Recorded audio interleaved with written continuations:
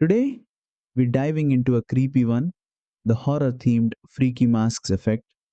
This effect is perfect for horror edits, Halloween videos, or any scene where you want to add a terrifying, supernatural atmosphere. Start by importing your video into CapCut and tap on it to select. From the bottom toolbar, go to Effects, then tap Video Effects. Now, scroll through the Light tab and look for an effect called Freaky Masks. Once you apply it, you'll instantly see creepy, flashing faces appear across your screen.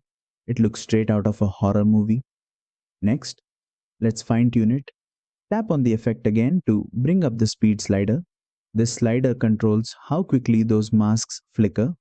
Increasing the speed makes them appear more frequently for a chaotic, panic filled look, while lowering it gives a slower, more suspenseful horror feel.